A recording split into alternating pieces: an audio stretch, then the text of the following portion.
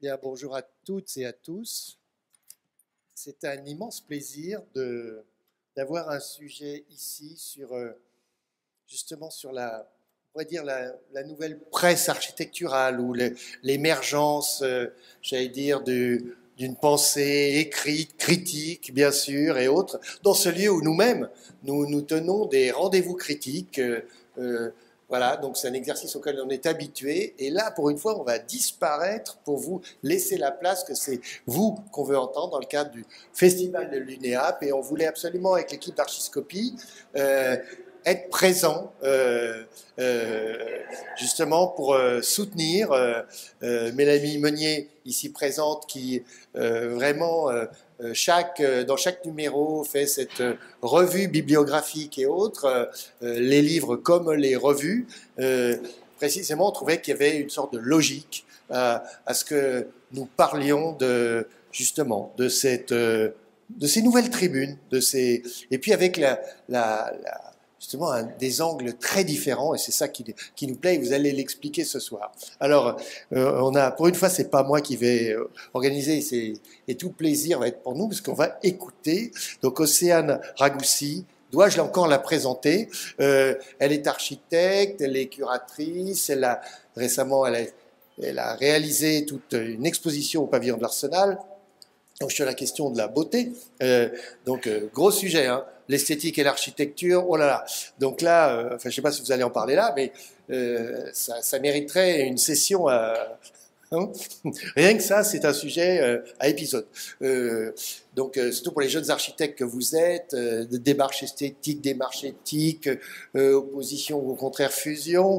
Enfin bref, je ne vais pas faire le débat à sa place. Et puis, justement, son engagement aussi dans l'écriture et cette revue AOC. On peut parler d'une revue quand même. Hein, oui, un quotidien, voilà, en tout cas une publication, quelle que soit sa forme, même si elle est entièrement sur Internet ou à moitié ou avec des numéros spéciaux, en tout cas un média. Voilà, c'est surtout ça dont on parle. Donc là, cette table ronde, elle est sur un nouveau média. Alors l'équipe d'Archiscopie qui est là, on va évidemment vous écouter et autres, et on vous interpellera peut-être sur des questions qui apparaîtraient ou qui auraient été oubliées, mais ça, je ne veux pas le croire. Mais en tout cas, ce qui nous intéresse, c'est justement ce paysage de la critique à travers vous. C'est ça qui va être bien. C'est comment vous voyez aujourd'hui parler du débat. Nous, on a une opinion sur la question. Je ne sais pas si on a la meilleure, mais en tout cas, on en a une. Et on défend une ligne. Il y a toujours une ligne éditoriale. Et ce que j'ai bien vu dans vos différentes publications, c'est que les lignes sont très claires, très, très fortes, très affirmées et surtout libres. Parce que c'est ça qui vous réunit. C'est que cette presse, elle est libre, il n'y a pas de pub. Hein, donc, vous pouvez... Si, peut-être, non, oui. Enfin, quand bien même il y en aurait. En tout cas, vous êtes libre dans vos propos, ça se sent. Et voilà. Donc, je ne vais pas parler plus longtemps. J'ai tout de suite passé la parole à Océane. Mais juste pour dire que nous sommes donc après la Révolution avec Adrien Durmeyer, j'espère que je prononce bien, pour Exercice avec Antoine Seguin, alors architecte enseignant pour ce qui est Adrien Durmeyer, Adrien Seguin sur architecte et photographe, Léa Morfois, responsable de développement de projets urbains et culturels, pour Polygone, Nicolas Housset, architecte, et Quentin De Jong, j'espère que je prononce bien aussi, et Woman Journal avec Chloé Macari, je l'ai dit à l'anglaise, je ne sais pas s'il faut, mais voilà, Chloé Macari Carnet, designer architecte, et puis Laetitia Chanliot, artiste et chercheuse. Voilà, donc ça va être un moment formidable, surtout vous n'avez pas le droit de quitter vos écrans pour ceux qui sont à distance. On vous salue et bravo à cette initiative et celles qui l'ont imaginée et mise en œuvre. Merci à toutes. Merci Francis pour cette introduction. Je suis ravie d'être de retour à la plateforme. Merci Mélanie pour l'organisation et on regrette l'absence de Benoît Marcoux, architecte, qui a aussi travaillé sur l'organisation de cet événement et qui malheureusement n'est pas là. Il a mis en place aussi le petit display vidéo qui va nous permettre de regarder les revues dont on va parler. On a un peu plus d'une heure devant nous pour échanger avec ces fondateurs et fondatrices de 4 revues. C'est évidemment très très court pour aborder tous les sujets qu'on aimerait pouvoir aborder. On espère pouvoir échanger un petit peu collectivement à la fin avec vous et répondre à vos questions si vous en avez. La discussion sera suivie ensuite par un échange un peu plus informel autour de la table où vous pourrez échanger avec chacun et chacune et éventuellement feuilleter et acheter les revues si vous le souhaitez. Alors la particularité de ces 4 revues, c'est qu'elles ont été fondées ou cofondées par des architectes récemment, disons dans les 2 dernières années, 3 dernières années environ, et donc on peut vraiment les qualifier d'une nouvelle génération de revues du champ de l'architecture, disons de l'espace habité ou de la société. On a donc autour de la table des personnes qui ont choisi d'éditer et pour certains d'écrire plutôt que de construire ou en plus de construire, car certains et certaines travaillent en agence ou exercent de la maîtrise d'œuvre pour certains. Donc de construire des projets éditoriaux, des revues, des magazines, de construire un espace d'expression de la pensée plutôt que des bâtiments. Alors qu'il y a quelques années, on a annoncé vraiment la mort du livre, des revues papier. Finalement, étonnamment, je dirais même avec enthousiasme, il y a vraiment une recrudescence des projets éditoriaux, des projets de livres, des revues papier dans beaucoup de champs disciplinaires et particulièrement dans le champ de l'architecture et des questions de société. Et on dit société parce que certains et certaines ici insistent sur le fait que leur revue n'est pas à proprement parler une revue d'architecture. Et je crois que personne ici ne définit sa revue uniquement comme une revue d'architecture, alors que finalement l'architecture intéresse tout le monde, que tout le monde fait quotidiennement une expérience d'architecture. Ce qu'on appelle les revues d'architecture souvent ne s'adressent parfois qu'aux architectes, ce qui n'est pas le cas non plus des revues de décoration, des revues d'architecture d'intérieur, des revues de design. Et donc, je pense qu'aujourd'hui, on est dans ce changement de paradigme dont on va pouvoir parler.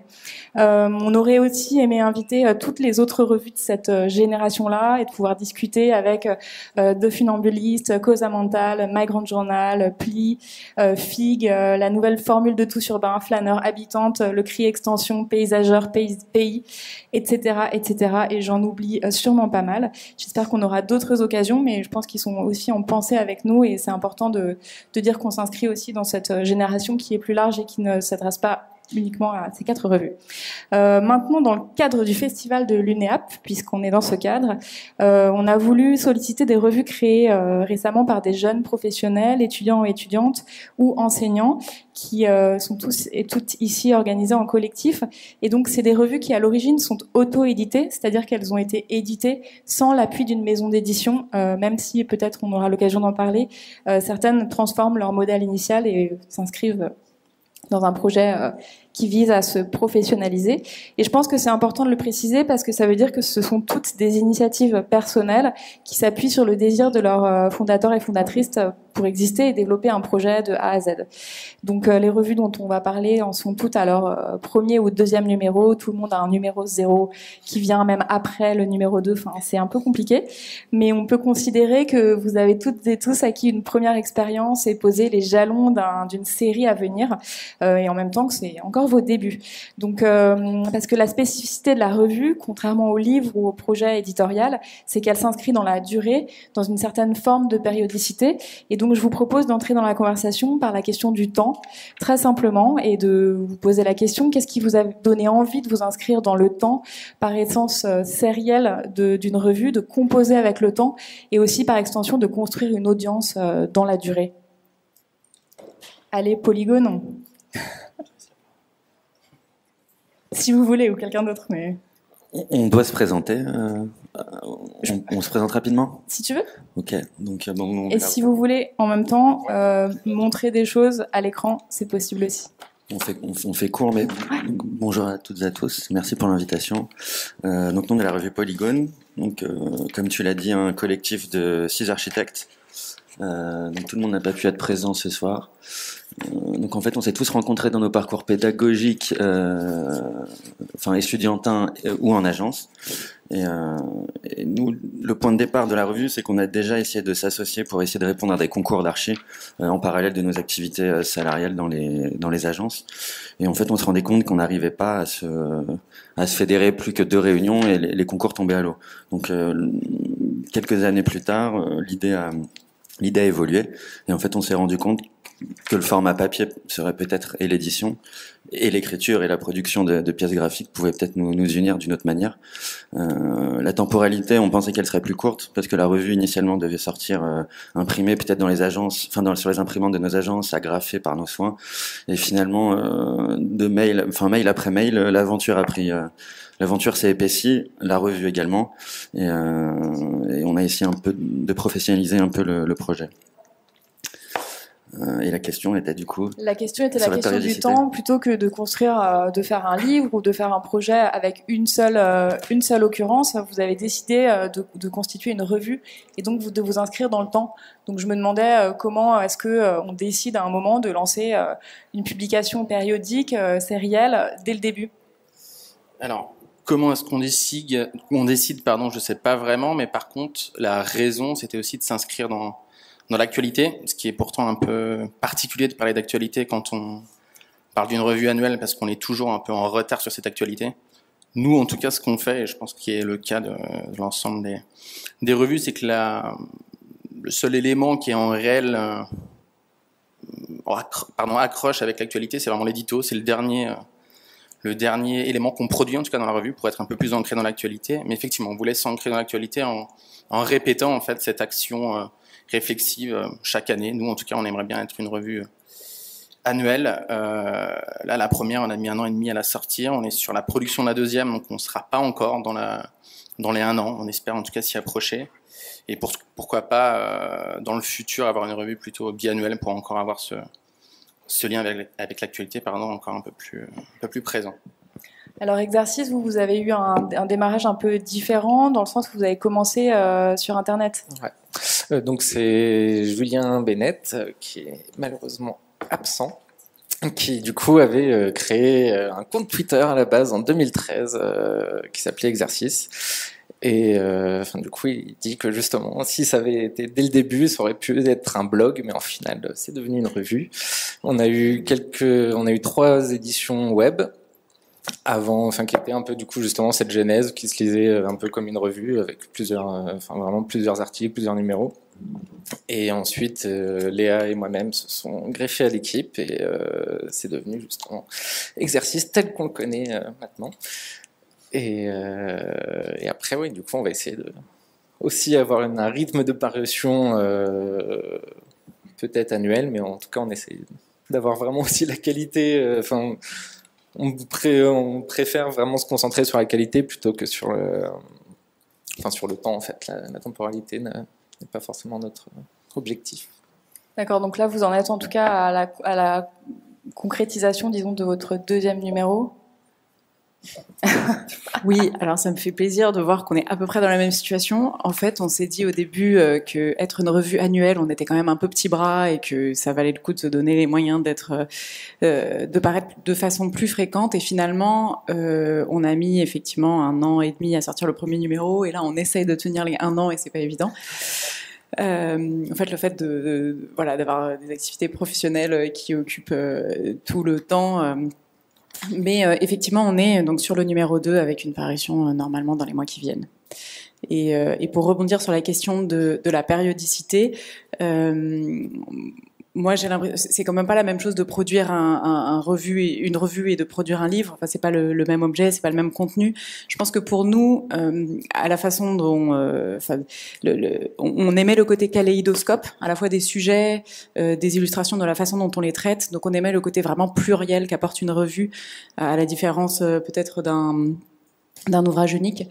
Et puis, il y avait derrière l'idée de créer un collectif aussi, à la fois entre nous, mais avec les lecteurs, une communauté. Alors le mot est un peu à 1000 sens en ce moment, mais en tout cas de trouver, voilà, de fédérer des gens qui s'intéressent à nos sujets et qui aiment notre angle de vue. Et puis l'autre sujet, c'était aussi de pouvoir rebondir d'un numéro à l'autre entre un sujet qu'on avait traité précédemment et pouvoir revenir dessus 1 an ou 2 ans après et avoir comme ça une sorte de regard sur le temps long. Donc voilà un petit peu l'objet revu, pourquoi ça nous attirait plus qu'un ouvrage unique. Alors Chloé, toi pour le coup, et je pense qu'avec Adrien, après la Révolution, c'est encore une version un peu différente, donc on pourra l'aborder juste après. Toi, tu as cofondé avec un collectif aussi cette revue à la suite d'un workshop. Est-ce que tu pourrais nous expliquer un peu dans quel cadre et pourquoi le projet a pris cette forme éditoriale-là? Oui, alors... Je sais pas si ça marche, ok. Je m'appelle Chloé et oui, en fait, avec une amie artiste, Laetitia Chanliot et chercheuse, on avait d'abord commencé avec le projet d'un workshop d'architecture dans le cadre de l'EASA, le European Architecture Students Assembly. Et là-bas, en fait, on avait le projet de construire un woman cave. C'était un jeu de mots sur le man cave, qui est un terme américain qui désigne un peu l'espace d'amusement de l'homme dans la maison américaine, là où il a ses télés, etc., où il peut faire ce qu'il veut. Et on s'était dit, et si on renversait le truc et on se demandait, mais qu'est-ce que ça ferait d'appeler ça un woman cave? Et ben en fait, ça a fait que pendant ce workshop, on était assez étonnés des réactions de nos collègues étudiants architectes et qui le prenaient pas forcément bien, qu'on essayait de parler de genre et de sujets qui étaient un peu tabous, et on était assez étonnés. Et donc c'est né de là l'idée de devoir, enfin, d'avoir besoin d'en parler en fait. Et donc on a fait ce premier volume du Women Journal, qui est un peu une blague sur le magazine féminin, parce que justement nos collègues architectes prenaient pas trop au sérieux cette idée d'explorer la notion de genre en architecture. Et on en a imprimé seulement 200 au début. Donc on n'était vraiment pas sur l'idée de faire un grand truc, de vendre ni de continuer. Et puis par la demande, on a réimprimé. Et puis par la suite, on a continué. Et là, on est en train de faire le 2e numéro, mais c'était pas du tout prévu. Et peut-être qu'on n'en fera pas après, on sait pas. Mais on essaye d'être pertinente et de répondre à ce qui se passe et aussi aux possibilités même logistiques et financières, enfin ce qu'on est capable de faire. Donc voilà, c'est vraiment, je dirais, recherche-action. Enfin, on essaye de répondre aux opportunités qu'on a et ce qui est devant nous, quoi. Alors pour terminer ce premier tour de table, Adrien, donc toi tu fais partie du collectif cofondateur de la revue Après la Révolution, qui s'appuie notamment sur un enseignement à l'école d'architecture de Saint-Étienne, et donc qui est dans un cadre assez particulier, qui est d'une certaine forme une extension d'un enseignement de Xavier Vronat. Est-ce que tu veux nous expliquer un peu le cadre dans lequel a émergé Après la Révolution, qui maintenant est une revue qui a 2 numéros imprimés, plus un hors-série en exclusivité juste derrière nous? Oui, absolument, merci. Donc on est assez nombreux dans le comité de rédaction, on est maintenant 14, donc je précise voilà, que ce que je vais dire et ce que je pense de la revue n'engage a priori que moi et pas l'ensemble du comité, sachant qu'en plus on est 14 marxistes, donc on n'est jamais d'accord sur l'ensemble des choses, voilà, donc voilà, je précise à l'avance. Oui, alors en effet, c'est on a 5 grandes parties, on va dire, qui sont présentées dans le journal, dont je pense la partie la plus... qui est celle par laquelle on a commencé, c'est la partie pédagogie, c'est-à-dire c'est une partie qui présente le travail qui a été fait par des étudiants et des étudiantes de l'école de Saint-Étienne, dans l'enseignement donc de Xavier Vronat et de Manuel Bello Marcano, qui sont donc tous les deux également membres du comité de rédaction. Et donc, comme c'est un enseignement qui est semestriel tous les ans, et donc, tous les ans, on s'est dit qu'on allait publier ces documents. Un enseignement qui s'appelle Architecture qui s'appelle Architecture as a Political Practice. Donc l'architecture comme pratique politique. Exactement. Et c'est le deuxième point, je pense, voilà, qui nous fédère en tout cas dans cette revue, et ce qu'on a essayé d'explorer, enfin revue, plutôt journal, voilà, à travers ce journal, ce qu'on a essayé d'explorer là-dedans. C'est écrit dessus, hein, c'est dans le titre, voilà, application de la pensée architecturale à d'autres objets que la production de bâtis. C'est-à-dire de considérer que on limite généralement l'architecture à construire des bâtiments, alors qu'en fait c'est évidemment une discipline qui est beaucoup plus vaste que ça. Et c'est d'essayer d'explorer un petit peu qu'est-ce que c'est de faire un projet d'architecture qui n'est pas une production bâtie. Donc on sait plutôt... Alors, pour ma part, je suis pas certain. Enfin, en tout cas, j'avais pas réfléchi tellement au fait que ça allait être un travail un peu de longue haleine comme ça sur du temps long. Au contraire, j'aurais plutôt tendance à dire que ce qui m'a motivé là-dedans, c'était un sentiment plutôt de qu'il fallait faire quelque chose très rapidement et tout de suite. Enfin, au regard, en tout cas, à mon avis, des enjeux auxquels nous sommes confrontés. Mais je pense que ça, c'est une discussion plus vaste qu'on pourra aborder tous ensemble. D'accord.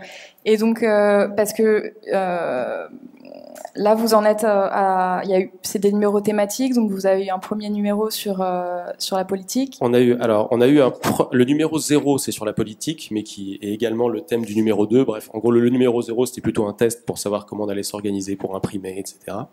Le numéro 1 était donc sur la santé publique, qui est sorti 3 semaines avant le confinement. Voilà. On l'a rendu au départ on voulait le vendre, mais finalement on l'a rendu gratuit, en tout cas disponible en format PDF gratuitement. Et ce numéro-là, donc numéro 2, c'est sur le thème de la politique, des infrastructures du politique plus exactement. Et le numéro hors série, c'est sur les JO à Paris 2024. Très bien, merci. Mais donc le thème suivant que j'aimerais bien aborder, c'est la question de la commande et finalement le fait que ce qui vous rassemble, ce qui nous rassemble ici, c'est aussi que la plupart de personnes ici sont architectes. Donc la question de l'auteur, de l'autrice, de la commande, de la réponse à la commande, la question de comment finalement, quand on crée sa revue, c'est aussi être commanditaire, lancer des sujets, définir un cadre, sélectionner éventuellement des réponses ou pas d'ailleurs, on pourra en parler. Et donc la posture d'éditeur et d'éditrice, c'est une posture tout à fait particulière qui n'est pas tout à fait non plus la même posture que celle d'un auteur ou d'une autrice, même si ça se discute aussi. Alors j'aimerais bien savoir comment vous avez choisi d'aborder ce statut très particulier, notamment Polygone. Alors nous, en fait, on a un positionnement qui est un peu à la lisière de ce statut d'auteur, autrice, d'éditeur, éditrice. Parce qu'en fait, déjà, tout simplement, je pense que l'ensemble des autres revues, on partage aussi ce point, c'est que on a à la fois des éditeurs, éditrices, mais aussi on écrit, en fait. On a même d'ailleurs, je pense, si on vous montre le sommaire du numéro 0, on est même peut-être un peu trop présent. On voulait vraiment, en fait, créer un espace de parole à la fois pour accueillir des paroles extérieures, mais aussi à la fois pour pouvoir nous aussi nous exprimer. Ça, c'est aussi quelque chose d'assez important pour nous. Et en ce qui concerne la position d'éditeur, encore une fois, je pense que c'est quelque chose qu'on partage avec les autres revues, mais on a ce travail d'appel à contribution en amont qui, pour nous, est vraiment quelque chose de très important. C'est une partie de recherche qui est très longue, parce qu'on pourrait se demander comment est-ce que sortent les nouvelles thématiques. Est-ce que c'est à travers une réunion où finalement, à la fin de cette réunion, on se dit « Ok, on choisit ce thème et on lance comme ça la chose ». En fait, il y a une vraie recherche où on va se rendre à des expositions, lire des ouvrages, etc. On va vraiment produire, en tout cas nous, on a produit un appel à contribution peut-être aussi encore un peu vaste. Je dirais qu'il fait une dizaine de pages, assez long, où on a dégagé des thématiques, et c'est ce qui permet nous aussi de nous positionner pour répondre encore une fois à la question et pas trop divaguer. C'est cet appel à contribution qui nous ancre dans cette première étape de l'édition. Ensuite, il y a effectivement tout ce travail de réception des contributions, enfin des notes d'intention, après la sélection. Et aussi de l'autre côté, on a ce temps où nous, on va aussi écrire dans la revue. Donc il y a vraiment un mix un mix entre des paroles extérieures et des paroles intérieures, je dirais, à la revue. Je voulais juste rajouter que, au final, je pense qu'on est tous et toutes des revues multi-auteurs, et que ce travail d'édition, c'est pas juste une accumulation de paroles. Et je pense qu'il y a tout ce suivi derrière qu'on fait dans le comité de lecture, le comité de rédaction, qui permet d'affiner en fonction de notre ligne éditoriale des successions d'articles qui sont bien souvent en résonance les uns après les autres, qui s'insèrent peut-être qu'on en parlera après, mais de tout le chapitrage et le séquençage de la revue. Et c'est ça qui est assez important. Et c'est vraiment toute cette phase de suivi qui, je pense, nous, est la plus chronophage, qui a débuté depuis le début octobre, et on y est. Et lundi prochain, normalement, on aura presque fini ce travail-là. Donc ça fait. Ouais. Par contre, il y a du très très précieux.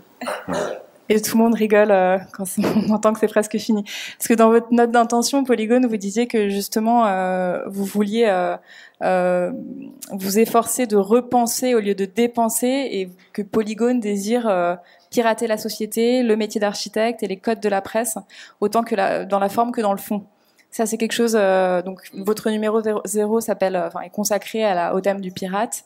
Le numéro 1 à venir sur l'amour.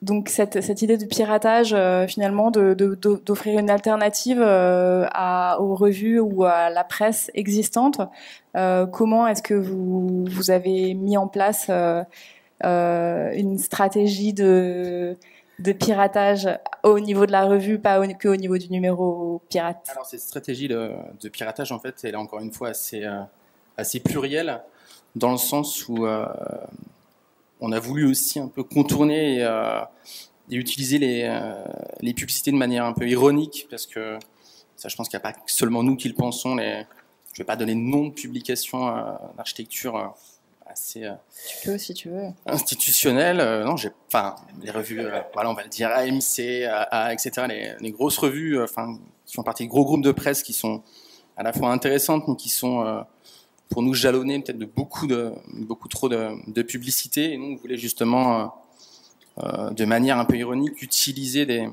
des publicités qui datent des années, qui ont été choisies par des architectes parisiens qui s'appellent Berger et Berger. En fait, c'est deux frères, un frère artiste et un frère architecte. Et ils avaient une collection dans leur agence de revues d'architecture, de magazines italiens, allemands, français, etc. Ils ont fait une sélection, en fait, de publicités des années 50 aux années 90, on les a utilisés du coup dans la revue comme des outils, en fait, de séquençage, mais aussi qui venaient pirater la lecture de certains des articles, en fait, à l'intérieur. Donc il y avait cette première chose de venir utiliser les outils qui étaient utilisés dans les revues actuelles, dans les autres revues, et nous les détourner pour les utiliser comme des éléments de séquençage, mais aussi pour les utiliser comme des éléments qui veulent aussi dire quelque chose, des outils critiques. Et l'autre point, c'était aussi de donner une certaine liberté aux auteurs et aux autrices, en vraiment laissant les gens développer leur pensée, leur réflexion, et en utilisant entre guillemets le ton qu'ils voulaient, c'est-à-dire qu'on a forcément dans l'accompagnement, parce que je pense qu'on pourra aussi développer ça après ensemble, l'accompagnement, c'est pas juste recevoir un article et dire ok, c'est bien ou c'est pas bien, il y a aussi un vrai travail de réflexion, proposant ou non des pistes de réflexion. Et on a vraiment eu des moments où on se trouvait face à des articles qui avaient vraiment un ton trop agressif, peut-être trop... et on a vraiment laissé faire les choses. Donc il y avait aussi cette notion de liberté pour pirater, entre guillemets. Alors Chloé, pour Woman Cave, toi tu as été dans un cas assez particulier, puisque comme la première revue s'inscrivait dans le cadre d'un workshop, finalement pour le numéro suivant, vous avez lancé un appel à contribution. Et vous aviez considéré qu'il y avait à peu près une trentaine de disponibilités de places pour une trentaine d'articles, et vous avez reçu plus de 80 contributions. Alors les deux, ça c'est, il y a un petit mélange entre les deux. Enfin, pour le premier, du coup, on a fait un appel à contribution. Et on a fait ça sans sélection. Donc en fait, c'est-à-dire que tout le monde qui a candidaté est dedans. Si on regarde par exemple sur la dernière page, il y a une fille qui nous a envoyé un email avec une photo de elle et sa meilleure amie. On l'a mis dedans. Et pour nous, c'était important de reconnaître les différentes formes de savoir et d'expérience et de dire qu'elle aussi, elle n'est pas spécialiste, elle est collégienne, mais pour elle, c'est ça la sororité, c'est ça le féminisme, et c'était important pour nous de faire ça pour ce premier numéro. Et là, pour le second, on a lancé un appel à contribution et on a eu, oui, plus de 80 propositions.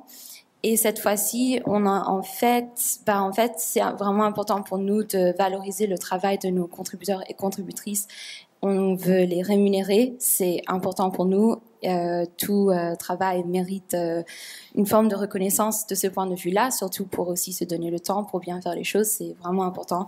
Et donc là, on a dû faire une sélection parce qu'on n'a pas les moyens pour payer tout le monde malheureusement, mais on a trouvé un entre-deux. On leur a proposé à ceux qui étaient dans le thème, mais qui étaient pas finançables, on va dire, de faire partie du 3e numéro. Donc là, on est déjà en train d'envisager un 3e numéro et on a réussi à pas trop refuser des personnes.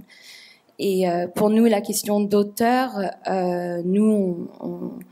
pour nous, c'est un travail d'auteur et de coédition, c'est-à-dire qu'on essaye même de créer des échanges et des contacts aussi entre les différents contributeurs et contributrices. C'est quelque chose qui est assez rare dans l'édition. On organise des moments de rencontre avec eux, des dîners, des repas.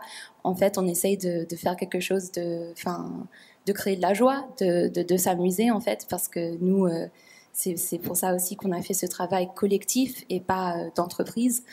Donc voilà. Alors Adrien, si peut-être ce serait intéressant que tu nous parles de la manière dont après la Révolution est conçue et fabriquée, parce que la fabrication de la revue, pour le coup, et ça c'est aussi une des originalités de ce projet, c'est vous qui prenez en charge l'ensemble de la conception et de la production de la revue, jusqu'à l'impression, le façonnage. Oui, c'est ça. C'est-à-dire donc, alors pour tout ce qui est le temps, on va dire, de la conception. Au départ, on a à peu près une réunion par mois où on discute les uns les autres, donc en fonction du sujet qui a été choisi, des textes qu'on penserait importants à mettre dedans, de quelles sont les personnes à qui on pourrait demander d'écrire quelque chose, quels sont les textes déjà publiés qui nous semblent importants de republier, etc. Petit à petit, on est obligé finalement de laisser tomber certains textes. On voit qu'on n'a pas le temps, qu'on n'y arrive pas. On boucle finalement. Voilà, on arrive ric-rac à la fin à avoir l'ensemble des textes, et là on se lance dans finalement l'impression. C'est-à-dire qu'en fait, l'idée c'est qu'on essaye d'être propriétaire de l'ensemble des moyens de production de notre journal. C'est-à-dire qu'on est propriétaire de l'ensemble des machines, on imprime tout nous-mêmes, donc on imprime en riso, c'est un dispositif un petit peu spécial en fait, où en fait à la base c'est fait pour imprimer des tracts. Donc c'est une machine où en fait qui crée un espèce de masque, on va dire, et puis qui ensuite les feuilles sortent tchac comme ça super vite. Sauf que nous évidemment on fait ça avec 2 couleurs, donc il faut repasser les feuilles une deuxième fois, puis il faut pas se tromper de sens quand on imprime en recto verso et tout. Donc voilà, donc en gros on se plante en permanence. Sur une revue qui fait combien de pages Là, celle-là, elle fait je sais pas 350 pages. 350 pages en A4. Alors enfin voilà, l'idée en fait c'est toujours assez épais parce que on essaye de publier le maximum de choses. On se dit bon, on fait pas vraiment le tri dans ce qu'on publie, on prend tout, sauf si c'est vraiment absurde, mais voilà, on essaye de publier quand même le maximum de choses, et puis finalement de dire comme c'est un annuel, enfin évidemment comme tout le monde à peu près, on n'arrive jamais à tenir le rythme annuel. Je pense qu'on va bientôt passer à un rythme décennal, ce sera plus simple. Mais donc on se dit bon, comme c'est un gros truc sur un an, il faut qu'il y ait de la matière pour que tout le monde puisse, pour qu'on ait le temps de le lire en un an, quoi. Et l'autre, voilà. Ensuite, donc, on imprime, on colle, on contre-colle, on fait le dos carré-collé, on massicote, on envoie à notre diffuseur, etc., etc. Donc oui, alors ça a des avantages pour nous énormes. Le premier, c'est qu'en effet, on dépend assez peu. Enfin, c'est-à-dire que l'ensemble des décisions nous appartiennent, c'est-à-dire que le prix auquel on va le vendre, etc., on peut moduler très facilement nous-mêmes en fonction du nombre d'articles qu'on a, du nombre de pages, etc. On peut décider aussi assez facilement... quoi d'autre? Oui, ce qui nous paraît aussi très important, c'est de ne pas être simplement, on va dire, dans un travail intellectuel au moment de faire ce journal, mais d'être aussi impliqué dans un travail manuel. Et c'est vrai qu'en fait, on se rend compte que pour les corps, c'est une épreuve en fait, de porter des ramettes de papier énormes, de faire 400 allers-retours dans la journée, pour d'avoir de l'encre partout sur les bras quand on les porte, d'avoir le geste à force de massicoter toujours, on se rend compte qu'on a mal, etc. Mais ça, en fait, je pense que c'est vachement important d'être au contact de ça, de se rendre compte que c'est un vrai boulot, que c'est pas juste finalement un truc qui sort tout imprimé comme ça et qu'on achète. En fait, non, il y a un travail manuel derrière. Et je crois que nous, le fait à la fois d'être dans cette réflexion intellectuelle et manuelle, de devenir, selon le terme de Marx, des travailleurs polymorphes, je crois que ça nous convient tous beaucoup. Alors, exercice, vous, parce que pour le coup, il y a un parti pris graphique très important dans les quatre revues, et on pourra probablement en parler. D'ailleurs, je vois un flâneur en dessous qui traîne, qui est probablement aussi un exemple intéressant dont on pourra parler. Vous avez choisi d'avoir un parti pris où l'image est très très présente. Notamment, toi, Antoine, tu as une pratique de photographe. Donc j'imagine qu'en tant que cofondateur aussi de la revue, ça a été un des dispositifs et une des choses très importantes. Et vous me disiez, lorsqu'on préparait cette discussion, que pour vous, c'était très important qu'il y ait une image par double page, et que donc l'image soit vraiment au cœur de la revue. Est-ce que vous voudriez nous parler de... Oui, mais alors... de ça. C'est vrai que pour nous c'était important, notamment parce que le premier numéro traite du thème image, donc déjà de base c'était essentiel. Et puis je pense que c'est lié aussi au travail éditorial justement autour de la revue. Je reviens un tout petit peu en arrière sur ce qui a été dit, mais j'ai l'impression que nous on a été beaucoup plus intrusif, ou en tout cas beaucoup plus coercitif dans la façon dont on a accompagné les auteurs et la production des textes. Et sur ce travail d'éditeur, ça a été une vraie découverte et aussi un apprentissage et extrêmement difficile de guider la production de texte. On s'est dit aussi, on ne veut pas produire un objet qui soit un bel objet qu'on veut avoir chez soi parce qu'il est beau. On s'est basé sur nos propres réflexes de lecteur, où souvent on voit un truc sympa, on se dit c'est mon champ, ça m'intéresse, je suis curieux, le truc est beau, je le veux chez moi, on le feuillette, on lit 2-3 articles en diagonale et puis finalement il traîne sur la table du salon et on l'a jamais lu. Et du coup, ce qui était important pour nous, c'était la question du récit et de la narration, et de pouvoir parler des thèmes de la ville, de l'architecture, des espaces, vraiment sous l'angle narratif et du roman. Enfin, moi, je me disais que il fallait emporter le lecteur pour que justement il nous lise. Et alors, on ne sait pas si on a réussi, hein, mais qu'il ait l'impression de lire Les Trois Mousquetaires en lisant les thèmes des articles. Et donc moi, j'ai été, je pense, très chiante avec un nombre d'auteurs pour que, parce que c'est aussi des auteurs non professionnels, hein, et donc comment, au bout d'un quart d'heure, le lecteur, il a envie de continuer de lire, il décroche pas au bout du premier paragraphe. En fait, comment faire pour qu'il s'ennuie pas? Donc l'angle vraiment de la narration, de la fiction était aussi super important. Et donc, on a beaucoup retravaillé les textes, quitte à vraiment les transformer et à le faire évidemment en coopération, en collaboration et avec l'accord des auteurs. Mais parfois, on est allé loin, on s'est dit peut-être c'est un peu trop, peut-être on ne devrait pas faire ça. Et puis en fait, souvent, les auteurs étaient hyper contents. De retailler, de recouper, de recoller, de reformuler, etc. Bon, mais toujours évidemment avec l'accord de l'auteur. Et sur les images, je laisserai Antoine compléter évidemment avec sa pratique de photographe, mais nous c'était une règle de pas de double page sans illustration. Alors c'est pas forcément des photos, mais des dessins, quelque chose qui fasse appel à l'imaginaire, pour justement dans cette logique d'emmener dans une histoire. Donc le visuel était effectivement pour nous support d'histoire, vecteur d'imaginaire, et donc un élément fondateur du projet éditorial réellement. Je ne sais pas si tu veux compléter, Antoine. Du coup, je vais compléter quand même sur le. Enfin, on a fait un appel à contribution, mais dans le sommaire, au final, il n'y a pas que. Enfin, on a aussi invité beaucoup de personnes, et c'est ce qu'on fait encore plus majoritairement justement sur notre numéro 2. C'est qu'il y a. Enfin, on a fait du coup une grosse sélection justement sur le numéro 1 par rapport à tout ce qu'on a reçu. C'était aussi un test justement. Le numéro 1, on savait pas où ça allait nous amener. C'était un exercice, comme le nom. Facile. mais du coup, on savait pas où est-ce que ça allait nous mener. Et au final, aussi, d'inviter des gens, ça nous pousse à vraiment, du coup, avoir vraiment un travail de curation, de recherche aussi. On a peu écrit.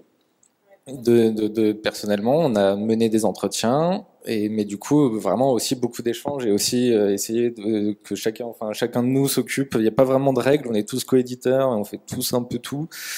Et du coup, c'est aussi créer des échanges avec les personnes avec qui on collaborait justement, nous, en tant que personnes de coéditeurs, avec tous les participants. C'est vraiment aussi créer des moments et que ça soit agréable pour tout le monde aussi.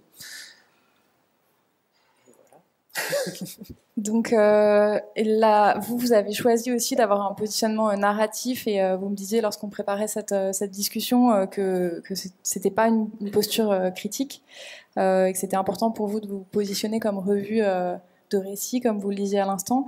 C'est pas le cas de Polygone. On a des critiquates qui nous revoient aujourd'hui. Bonjour, et qui aussi est une référence importante pour pas mal de gens ici présents.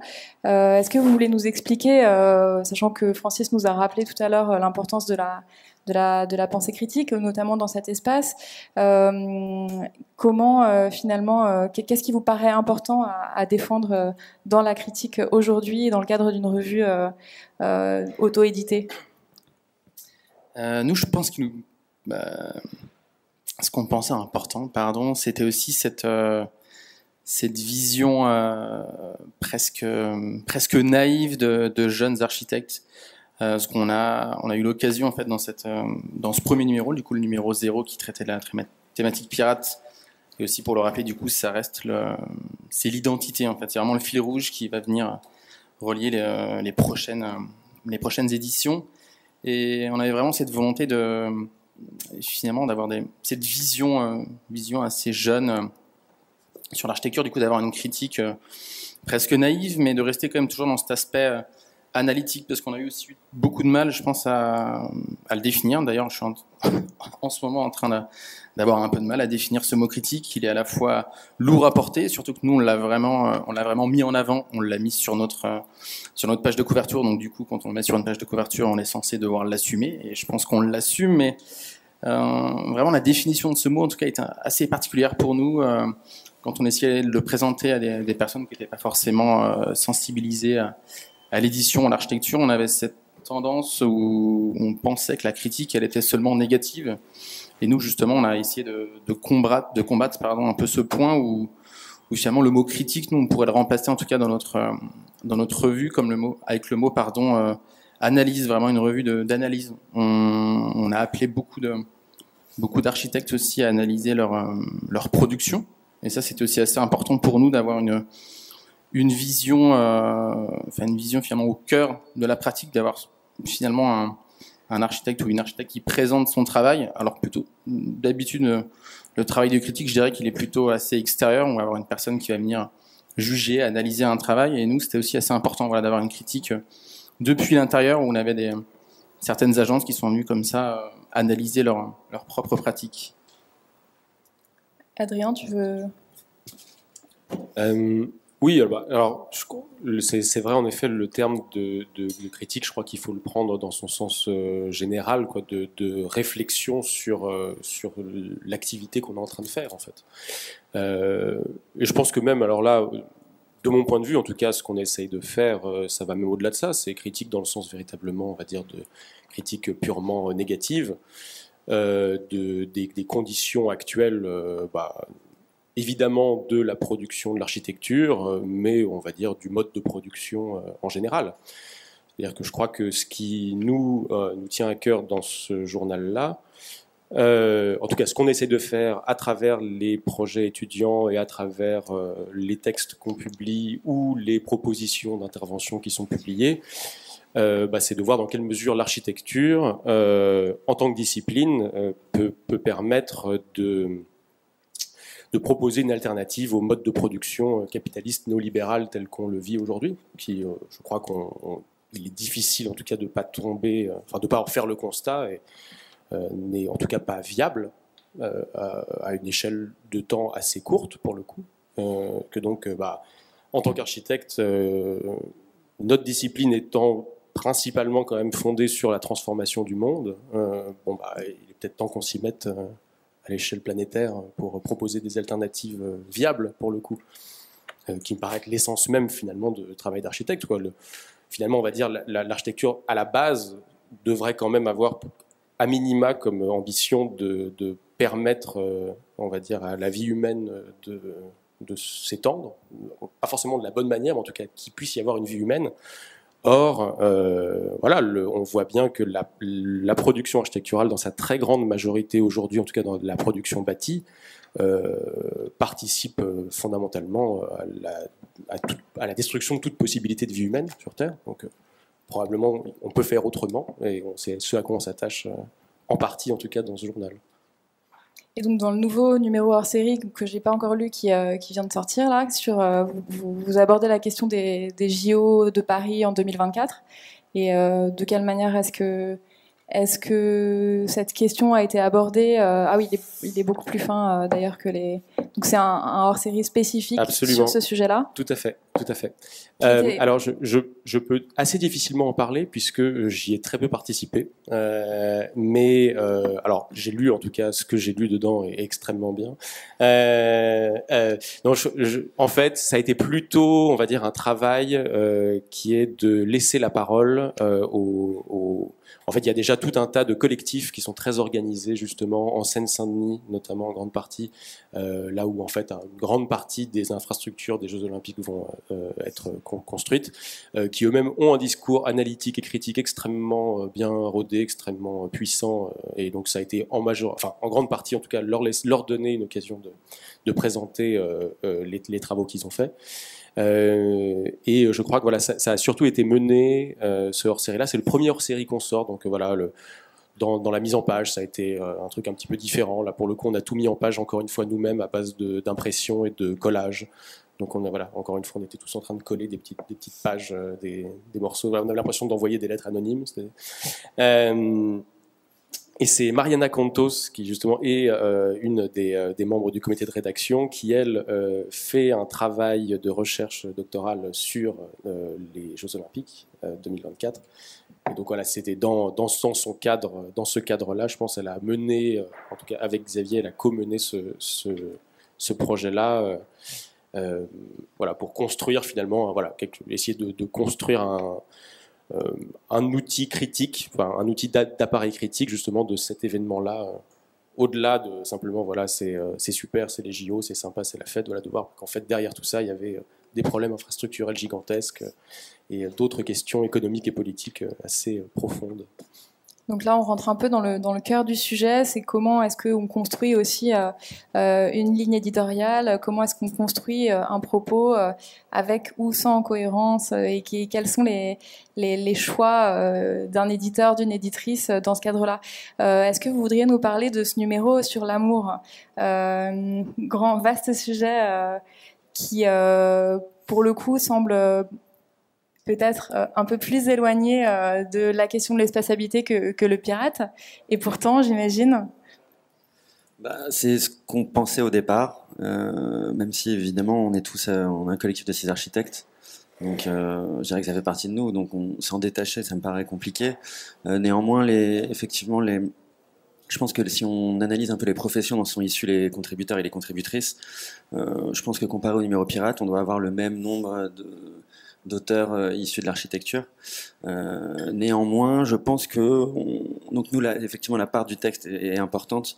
Peut-être qu'à l'inverse d'exercice, nous, on a beaucoup de vis-à-vis uniquement textuels qui peuvent être parfois un peu rudes pour certains lecteurs et lectrices, mais c'était aussi, enfin pour nous, pour pouvoir apposer le mot critique sur la couverture, c'était aussi une des nécessités, c'était de faire courir des articles sur 10-12 pages.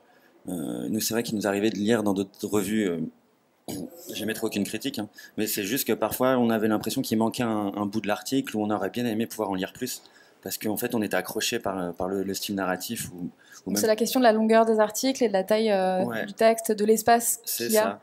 Et là, on aimerait quand même bien pour Amour. Du coup, il y aura peut-être plus de travail de photographe aussi.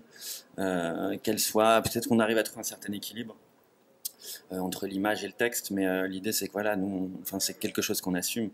Et l'amour en architecture, enfin, je sais pas si tu veux en parler, mais on n'a pas teasé encore qui allaient être les participants et les participantes. Mais oui, à première vue, l'amour et l'architecture n'ont pas l'air d'avoir réellement de liens comme ça très évidents, mais justement, on ne sait pas si ça a pu influencer, mais nous on avait mis en place des thématiques de recherche justement dans cet appel à contribution qu'on a lancé au début du mois d'octobre, et on avait essayé comme ça de tisser des liens entre, pour finalement rebondir sur la notion de récit, on a essayé de créer comme ça dans cet appel à contribution les étapes d'une histoire d'amour, je dirais lambda, générique, qui commence par le fantasme, qui finalement s'ancre un peu dans la rencontre, l'union, l'érotisme, la notion d'amour familial et ensuite la rupture. On voulait aussi vraiment traiter l'amour depuis ses prémices jusqu'à ses fins.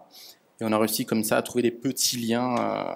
On a laissé aussi évidemment beaucoup les contributeurs et contributrices trouver des liens plus intéressants. Mais par exemple la rupture, qui était notre sixième thématique de recherche, on pouvait très bien faire le lien, par exemple, avec la notion de création des mouvements architecturaux, des mouvements artistiques qui sont toujours en rupture avec toujours, je ne sais pas si c'est toujours le cas, mais qui sont en rupture avec le mouvement précédent, par exemple. Dans la partie fantasme, ce qui était la première thématique de recherche, notion aussi d'architecture de papier, etc. Donc il y avait des liens qui sont peut-être pas forcément évidents, mais qui sont construits. Et c'est vrai que les 35 contributeurs et contributrices qu'on a eu l'occasion de sélectionner à la fin du mois d'octobre, enfin mi-novembre je dirais, ont vraiment, en tout cas pour nous, pour le moment, réussi à traiter cette diversité, la diversité du lien qui unit l'architecture et l'amour pour nous. Et c'était aussi très important pour nous en tout cas de choisir cette thématique en réaction avec l'actualité. La notion de piraterie aussi, on l'a pas choisi seulement parce que le mot pirate nous intéressait, c'était vraiment quelque chose qui pour nous était en réaction avec une forme d'oppression, même si on ne se sent pas oppressé tous les jours, mais et en tout cas l'amour, cette deuxième thématique, vraiment, je pense que dans l'actualité constituait une réponse en tout cas de s'unir au lieu de se désunir. Ce qui est assez étonnant, et après je passe le micro, on est désolé, on parle beaucoup, c'est juste que en fait on est assez déstabilisé dans le sens où même les architectes, parce qu'à chaque fois on demande une bio et une définition de ce qu'est la thématique, donc ce qu'est la piraterie ou l'amour, et bien souvent les architectes nous proposent quelque chose à l'opposé presque de l'architecture, où on va chatouiller un peu la sociologie, l'anthropologie, enfin c'est la philo, etc. Et justement c'est assez intéressant finalement qu'on nous définisse comme une revue d'architecture sans présenter pour autant, on présente aucun plan, aucune coupe, mais en tout cas on espère en tout cas à parler d'architecture d'une manière un peu détournée.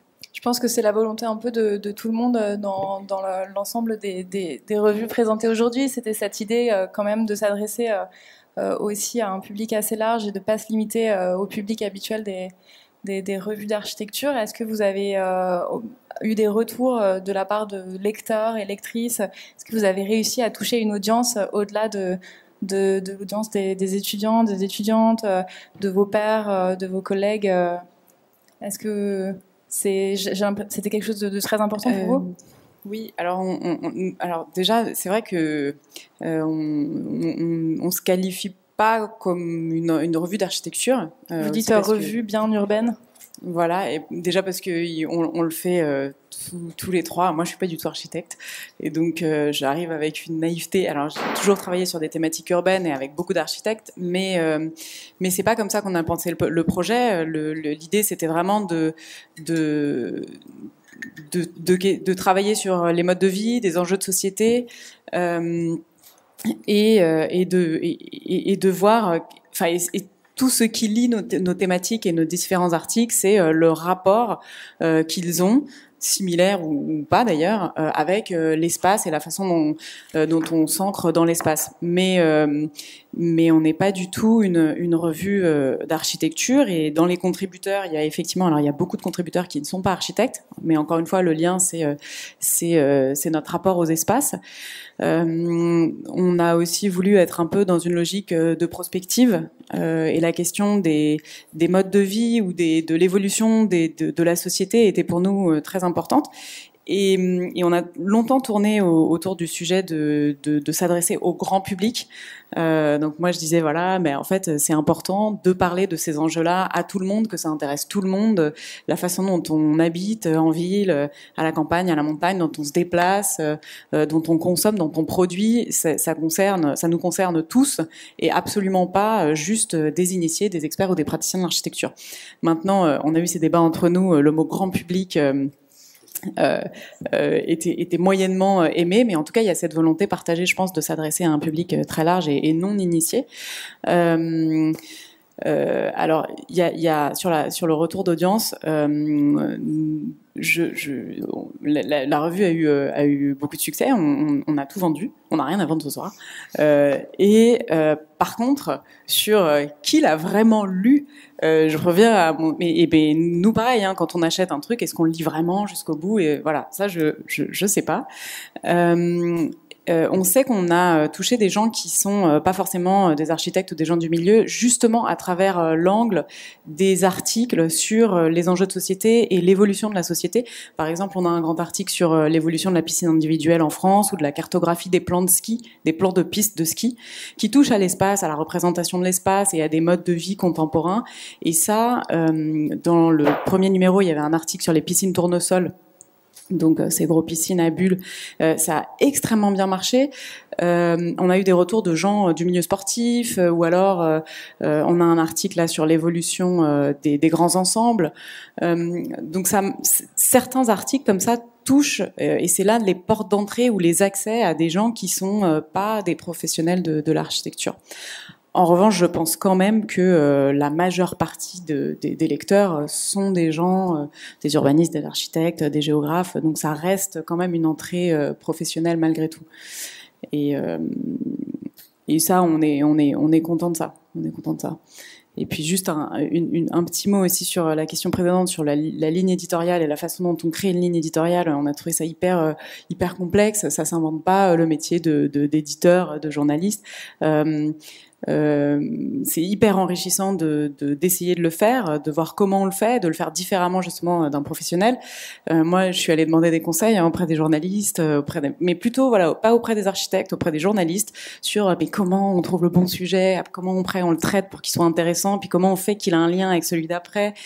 Et bon, ça parfois ça marche, parfois ça marche pas, mais en tout cas c'est un apprentissage, ouais, super. De ton côté, comment vous avez défini cette ligne éditoriale de Woman Cave? Comment est-ce qu'on fait pour définir une ligne éditoriale à partir d'un contenu quand on veut créer un espace très inclusif? Comment on fait pour créer une ligne quand on veut aussi inclure toutes les personnes qui souhaitent y participer?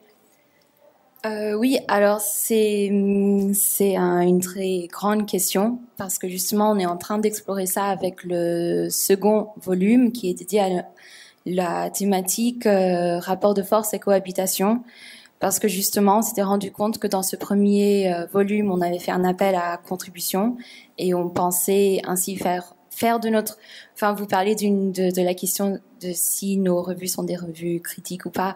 Enfin la nôtre ne se pose pas du tout cette question. C'est avant tout un espace d'échange et pour nous considérons, enfin notre collectif explore la notion de genre et d'inclusivité dans les espaces et pour nous la page c'est un de ces espaces et aussi le langage c'est aussi un de ces espaces là.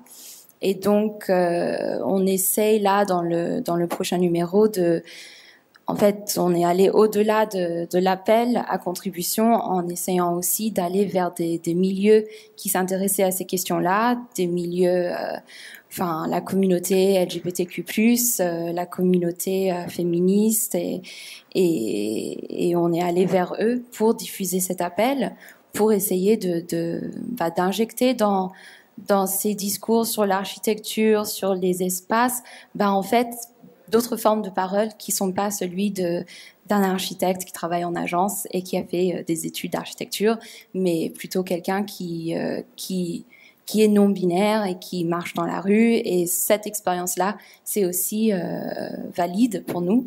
Et donc, publier ces différentes formes de parole, c'est pour nous important. Et donc, je pense que dans les discussions entre les architectes, dans la profession, je pense que c'est des formes de parole qui sont assez rares.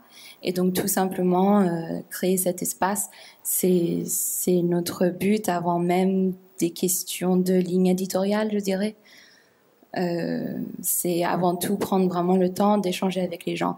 Et en fait, on fait ça aussi avec une série d'actions-conférences qui préfigurent la thématique. C'est-à-dire qu'on a organisé 3 workshops discussions où on a créé des choses avec des personnes, parce qu'on n'aime pas non plus ce mot de public. Enfin, c'est avant tout des personnes qui ont leur position dans la société, leur point de vue particulier. Et lors de ces moments de co-création et d'échange, on a parlé de quelle pourrait être la thématique du prochain numéro. Et c'est ça qui a construit en fait la ligne éditoriale, si on peut appeler ça comme ça. Voilà. C'est très clair. C'est vrai qu'on a souvent utilisé la métaphore du livre comme territoire et de l'édition comme un espace à construire. Je pense que c'est d'autant plus valable aujourd'hui avec vous. Pourquoi, selon vous, on voit autant de projets de revue et tant de succès, au-delà évidemment de la qualité évidente de vos publications respectives? Est-ce que vous pensez qu'il y avait en ce moment une place à prendre, un impensé? Comment est-ce que vous l'expliquez, cette vigueur et cet enthousiasme autour des projets éditoriaux et notamment des projets de revue? Je pense pas avoir, je pense pas avoir la réponse. Au-delà du fait que peut-être que nous on pourrait peut-être parler de notre expérience, mais enfin bien souvent on nous résume, enfin c'est pas qu'on nous résume, mais c'est que souvent les gens pensent que l'initiative est née du confinement, alors que c'est pas vraiment vrai, dans le sens où c'est né quelques mois avant. Mais ceci dit, dans la fabrication du numéro, je pense qu'on a profité, même si le mot profil est un peu dur en mettant ça en tension avec le Covid, mais je sais que nous, les auteurs dans le livre, ont eu du temps de réflexion à nous apporter, et nous, on avait aussi du temps de réflexion à leur donner en échange. Et je pense que c'est ça aussi qui a fait que le numéro finalement a cette densité-là de texte, etc. C'est, je pense que chacun a pris conscience et peut-être qu'il y avait plus de temps à donner quelque part. Et je sais pas, c'est peut-être aussi un forme d'aveu de faiblesse, ou s'il y a une multiplication de projets éditoriaux, c'est peut-être que chacun se dit que finalement c'est pas forcément possible de prendre la parole dans d'autres projets éditoriaux, de se dire que finalement si on crée son propre projet, on va pouvoir diffuser ses propres réflexions. Ça pose aussi, je sais pas si on l'abordera après, la notion de légitimité, parce qu'il y a une forme de facilité. Le fait d'écrire dans sa propre revue, c'est quand même assez facile, vu qu'on est son propre correcteur ou sa propre correctrice. Donc oui, la question de la légitimité, en tout cas nous, on se l'est posée, on se la pose encore tous les jours, je pense. Particulièrement en plus, Quentin et moi, où on a vraiment écrit, je pense, tous les deux 7 ou 8 articles en tout, hein. Pas chacun, sinon ça commence à faire beaucoup. Sur une trentaine, c'est ça? Sur 37 contributions. Donc ça commence à représenter une partie assez importante. Mais c'était pas pour combler un vide. Hein. Oui, effectivement, on s'est pas dit à un moment de la revue, on a seulement 20 articles et on dit qu'il en faut 37, parce que c'est un chiffre qui nous attire pas du tout. C'était vraiment qu'on voulait, la création aussi de cette revue, elle est née pour ça. Clairement, on voulait s'exprimer, et on s'est dit autant s'exprimer et être accompagné aussi par d'autres paroles, et donner aussi la possibilité à d'autres personnes de s'exprimer. Et pour revenir juste sur une dernière petite chose qu'on a abordée tout à l'heure, je pense que c'était la revue Exercice. Du coup, nous, on a effectivement aussi des auteurs et des autrices non professionnels. Je sais pas exactement ce que ça veut dire non professionnel. Quand est-ce qu'on est étudiants, étudiantes ou Exactement, plutôt voilà, ou qui n'ont pas réellement eu déjà l'occasion ou comment dire, l'expérience d'écrire en tout cas. Et mais par contre, de l'autre côté, on a aussi je sais pas si on peut utiliser le mot figure, mais on a aussi eu affaire par exemple avec Madame Younes, Madame Chris Younes. On a eu aussi des enseignants qu'on a eu aussi dans notre propre parcours pédagogique. Et ça, c'est aussi c'était un moment assez particulier, je pense, cet échange où finalement il y avait une sorte d'inversion. C'est-à-dire que vous êtes en train de faire une correction, un de vos enseignants qui vous a finalement corrigé un peu bien avant vous et qui a des facultés beaucoup plus importantes que les vôtres. Donc c'était assez particulier, je trouve, cette inversion. On n'a pas du tout créé une revue pour se dire, ok, on va rappeler nos anciens enseignants et finalement inverser les rôles. C'était pas vraiment du tout ça le but, mais c'était en tout cas assez particulier, juste pour avoir une petite anecdote en tout cas. Donc la question de la légitimité, pour le coup, pour Après la Révolution, c'est un tout petit peu différent puisque finalement la participation des étudiants et étudiantes s'inscrit dans le cadre de l'enseignement. Donc est-ce que tu veux nous expliquer un peu comment vous travaillez avec les étudiants et comment finalement la place du projet dans le cadre de l'enseignement entre en confrontation aussi avec la pensée à la fois théorique et les différentes parties. Peut-être que tu peux revenir aussi sur l'organisation du sommaire qui est assez intéressant. Oui, tout à fait. Merci. Alors, je vais avoir du mal à le faire tout seul, mais ça devrait être normalement au tout début. Tu devrais avoir le sommaire. Ouais, c'est cool, super. Merci beaucoup. Donc on a, je crois, cinq grandes parties principales. La première, c'est la partie document. C'est-à-dire, c'est une partie dans laquelle on réédite des textes qui ont déjà été publiés, alors soit des textes qui sont libres de droit, etc., qui, à mon avis, voilà, sont des textes dont on considère que il est important de les relire ou de les lire, parce qu'il n'y a pas forcément des textes qui ont été qui sont forcément très connus, donc qui vont, voilà, on va dire qui peuvent être étalés sur plusieurs siècles. La partie intervention, c'est une partie dans laquelle on essaie de recenser un certain nombre d'interventions, on va dire concrètes dans le monde physique, qui participent de notre point de vue d'une proposition un peu de transformation et de production d'une alternative au système dans lequel on vit. La partie épistémologie, c'est une partie qui se pose, on va dire, la question de la production de connaissances de l'architecture en tant que discipline même. Donc c'est une réflexion c'est plus une réflexion sur qu'est-ce qu'est la discipline architecturale en elle-même et quelles sont les connaissances propres que cette discipline est capable de créer.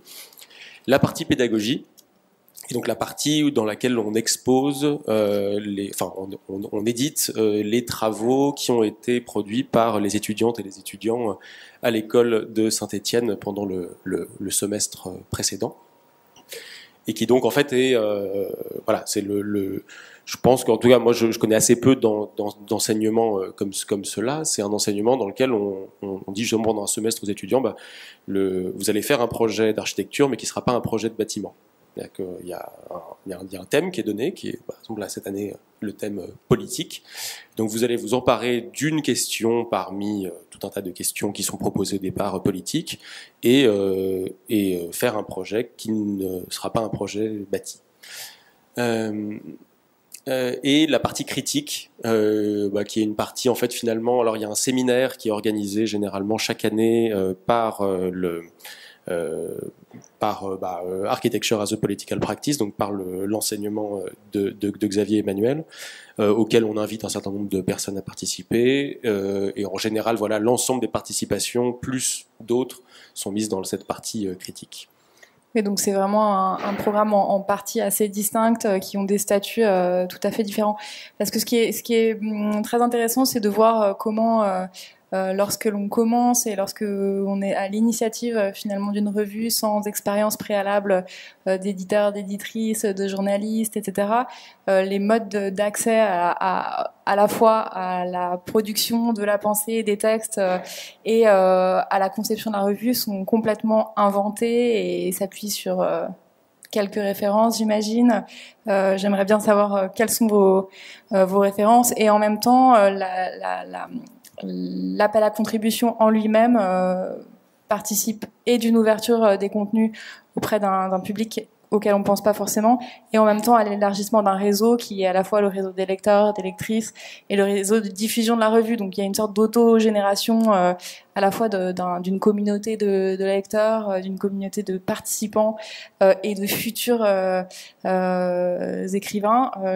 On a la chance d'avoir aussi Shane Dallane. Je repère quelques personnes que je connais derrière les masques qui participent aussi de la création d'une nouvelle étape de la revue Tous Urbains et qui donc je pense aussi sera intéressé par ces réponses-là. C'est-à-dire on voit aussi que la différence par rapport aux revues historiques d'architecture ou des revues professionnelles à l'origine, c'est que c'est des journalistes, des gens formés à l'écriture ou formés en tout cas à un certain type aussi d'écriture et que là on est dans des cas où finalement il n'y a plus forcément de règles prédéfinies. Je pense qu'il y a plusieurs questions en une, mais en tout cas, nous, des références, on en avait ramené, on pensait à la fin en montrer, moi je pense que les gens doivent les connaître, mais il y a des références qui nous ont plus inspiré graphiquement, d'autres sur le contenu. Je pense que tu peux les montrer, ouais. Ouais, là il y avait l'exemple de Flâneur. C'est une revue, alors je crois que là il galère un peu pour le dernier qui devrait... Non, c'est par ville, et je crois qu'il... C'est une rue par numéro. C'est une rue, c'est ça, et là la prochaine normalement ça devait être sur Paris, et notamment... une rue sur Paris, mais il faudrait montrer l'intérieur. C'est sur le périphérique de Paris. C'est ça. Mais il est pas sorti, je crois. Non, il est en cours de conception. Ouais. Et tu peux peut-être montrer. Merci. Et ouais, pour le coup, cette revue, c'est presque chaque page a une mise en page différente. Et ça, pour nous, on pourrait presque la mettre derrière une vitre pour pas trop l'abîmer, parce que c'est vraiment magnifique comme objet. Et donc il y a ça, mais c'est vrai que c'est assez, je dirais pas opaque, mais accéder aux informations pour savoir comment on fabrique une revue, ça c'est plus compliqué. Et nous, très honnêtement, on a passé des coups de fil avec Nicolas, notamment à Pli ou à Hugo de Fig, pour leur demander des conseils. Alors sans en citer, l'un nous a un peu déconseillé de le faire, je dirais pas lequel, en disant que ça prenait trop de temps et que finalement aussi c'est une économie qui est très compliquée. Enfin nous, du coup, sans rentrer dans le détail, on gagne pas d'argent. Je pense que toutes les revues c'est pareil. Et le seul argent qu'on gagne, c'est pour le réinvestir dans l'impression et en plus, on n'arrive même pas à rémunérer les contributeurs et les contributrices. Mais oui, et puis le fait qu'on ait écrit dedans, c'est qu'on aimait bien écrire aussi avec Nicolas. Bon après, je pense que c'est les gens qui auront peut-être lu les textes pourront dire que c'est, enfin, un peu que c'est la légitimité effectivement d'écrire. Mais ouais, enfin, on va à la pêche aux infos, et puis on était aussi entouré d'un bon imprimeur qui nous a guidés sur pas mal de points. On voulait vraiment faire appel à un professionnel. On aurait bien aimé le faire nous-mêmes, mais en fait, on a tellement tout appris en 1 an et demi. Et en école d'archi, on nous apprend pas à écrire. On nous apprend très rarement à faire des éditions, si ce n'est les travaux de mémoire, je sais pas, en diplôme, en licence et de HMO. Mais donc ouais, en fait, il faut juste être curieux et poser les questions aux bonnes personnes si elles veulent bien nous répondre. Alors pour répondre à ta question sur Flâneur, c'est une revue donc pour les personnes qui connaissent pas forcément, c'est une revue à l'origine allemande créée par un collectif allemand publié en anglais et chaque numéro est consacré à une rue dans un pays différent et à chaque fois l'équipe de base fait appel à un collectif, enfin à différents éditeurs disons locaux, enfin qui viennent des villes en question, et ils construisent chaque numéro en collectif avec des éditeurs et éditrices associés à ce numéro. Et donc actuellement, ils sont en train de concevoir un numéro sur le périph', donc le périph' comme rue, ce qui est déjà comme programme un super programme. On a hâte de voir ce que ça va donner. Et donc c'est vraiment des numéros absolument géniaux. Je suis bien d'accord avec toi. Ça me fait penser à une revue qui s'appelle Pays aussi, qui du coup on est à son 3e numéro qui va sortir. Le premier c'était sur Saint-Malo, le deuxième sur le Vercors et là c'est sur Belleville. Donc un quartier, du coup des pays, enfin on a chacun notre échelle de quel est notre pays. Et pareil, en fait, ils invitent aussi des journalistes. C'est plus professionnel, je crois. Je crois qu'ils rémunèrent tout le monde. Et à chaque fois, c'est un photographe ou un illustrateur et un journaliste. Enfin voilà. Mais t'as contribué à la revue? Non, du tout. Mais je pense qu'on s'intéresse un peu à tout. C'est ce que, du coup, pour rebondir aussi. Enfin, il y a plein de revues et justement, des fois, c'est la forme qui nous intéresse. Enfin, moi, j'adore la revue Gaze. Il y a Clog, c'était génial, Gros Gris. Et qui du coup sont pas forcément de l'archi. Après aussi, du coup, pour revenir à la question précédente, je ne sais plus exactement, mais du coup. Moi, j'ai quitté le milieu de l'architecture et je pense qu'on est un peu tous aussi, c'est une sorte de soupape. Du coup, quand tu parlais de la légitimité et tout, est-ce qu'il y a une période, une place à prendre? Je ne sais pas si c'est vraiment aller chercher une place, mais c'est aussi nous, dans notre vie personnelle. Du coup, je parle pour moi, je ne sais pas si tout le monde est dans ce cas, mais aller vers d'autres endroits qu'on ne connaît pas. Après, justement, moi aussi, c'est l'architecture qui m'a amené à m'intéresser à la ville, qui m'a amené à la photographie, qui m'a amené à composer, à faire de la mise en page. Là, du coup, nous, ça, c'est moi et Julien qui avons tout mis en page. Du coup, on a fait vraiment un gros boulot de graphisme. Pour le numéro 2, on a aussi élargi notre équipe, parce que là, on était vraiment que tous les trois, moi et Julien. Et là, du coup, maintenant, on a un comité de rédaction. Donc il y a Olivier Namias, Jean-Laurent Casselli, Aline Gillette, Armel Le Molic, Margot Baldassi, je sais plus. Donc avec quand même des journalistes professionnels. Ouais. Et qui viennent aussi d'autres univers et qui par exemple peuvent nous aider justement à avoir des contacts, parce que du coup on essaie aussi, comme j'ai dit tout à l'heure, d'inviter davantage de personnes. Et en fait aussi, justement, ne pas être nous dans notre microcosme de trois personnes et de s'ouvrir à d'autres et d'aller encore en fait à chaque fois toujours plus loin. Et puis la revue évolue, le mode de conception évolue, la rémunération nous on a rémunéré pour la couverture par exemple. Et du coup, c'est un peu bizarre de rémunérer que la couverture et pas l'intérieur. Après, on se dit que si on fait une rémunération, quelle est l'échelle de cette rémunération? Ça pose beaucoup de questions. Et moi-même, en tant qu'artiste-auteur, d'inviter des gens à contribuer gratuitement, ça me fait mal. mais je le fais aussi. Je participe à des choses aussi des fois gratuitement. Mais du coup, c'est plein de questions. Et c'est un modèle qui va continuer d'évoluer, je pense. Pour chacun de nous de notre côté exercice, et on verra où ça nous mène. Du coup, l'exercice du numéro 1, ça sera pas le même exercice que le numéro 2, etc.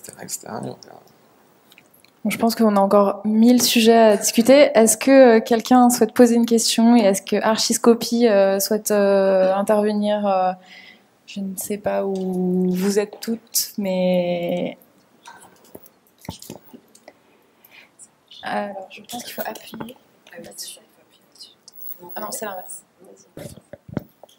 Là, voilà, ça marche. Faut pas que je parle trop fort. Non, après c'est intéressant de vous entendre parler de vos différentes démarches. Il y a quand même pas mal de points communs qu'on peut retrouver entre vous tous. Archiscopie, le but n'est pas de parler d'archiscopie, c'était vraiment plutôt de vous entendre vous, mais on est vraiment dans des schémas. Tu veux expliquer peut-être si tout le monde ne connaît pas Archiscopie? Oui, alors en fait Archiscopie, c'est la revue qui est éditée par la Cité de l'Architecture et du Patrimoine. C'est une revue qui existe depuis longtemps. En fait, on a fait le petit exercice avec mes deux collègues qui sont là-bas. Qui veulent pas, enfin bref. C'est une revue en fait qui ses origines remontent à près de 50 ans. Au départ, elle a été créée en 1974. Vilma, je compte sur toi pour me corriger si je dis des bêtises de date. Et c'était 4 pages qui étaient éditées par... alors, je vais faire un peu comme si je faisais un show, en fait. Je vais aller vous la chercher. Ouais, merci. En fait, c'était 4 pages qui étaient éditées par l'Institut de l'Environnement, qui donc est une institution qui n'existe plus. Et ça s'appelait le bulletin de liaison, et c'était un bulletin qui était donc comme son nom l'indique de liaison entre les chercheurs, les enseignants. Donc c'était un mensuel gratuit et donc voilà qui permettait de transmettre l'information, etc. Ensuite, au fur et à mesure en fait l'histoire institutionnelle. En parallèle de des histoires institutionnelles, Archiscopie a évolué, donc il s'appelait pas encore Archiscopie. Après, on a eu le bulletin d'information architecturale. Donc bon, je passe un petit peu les étapes, mais vous connaissez tous l'Institut français d'architecture. Je pense que vous avez peut-être entendu parler de l'Institut français, qui l'Institut d'architecture en fait. A englobé l'Institut français d'architecture. Donc Archiscopie est né réellement en 2000. Et donc en 2000, c'était un format, alors je sais pas, il y en a un qui est certainement passé, et la forme actuelle, le petit format que vous pouvez voir ici, voilà, c'est ce qui est édité aujourd'hui. Donc en fait, on a un mensuel thématique. Donc là, par exemple, ce numéro est sur l'eau. Donc on a des articles. Donc nous, on est dans un schéma où on a des journalistes, des chercheurs, des enseignants qui écrivent. Et il y a une partie aussi bibliographie qui recense tous les livres d'architecture. Voilà, si vous voulez, il y a une table ici aussi qui est là, qui vous montre un petit peu certains numéros, et on a fait un petit historique. Voilà, si vous voulez prendre connaissance de qu'est-ce qu'Archiscopie. Donc voilà, on n'est pas tout à fait dans les mêmes schémas. Mais vous étiez intéressé d'organiser cette table ronde dans le cadre d'un numéro que vous préparez sur la pédagogie? Oui, merci. Alors oui, on avait envie de faire un numéro pour les étudiants, ou en tout cas pour un public qui est en train d'apprendre l'architecture, ou en tout cas qui est un peu dans les débuts de l'apprentissage ou les débuts de la profession. Et on voulait essayer voilà, de faire un numéro vraiment dédié pour ce public-là, parce que nous aussi, en fait, on cherche notre public. En fait, je crois je vous entendais parler de public, c'est très difficile en fait de parler de public, qui on vise, etc. Et nous aussi, en fait, finalement, au bout de 50 ans, on est toujours à se demander comment toucher le plus large lectorat possible.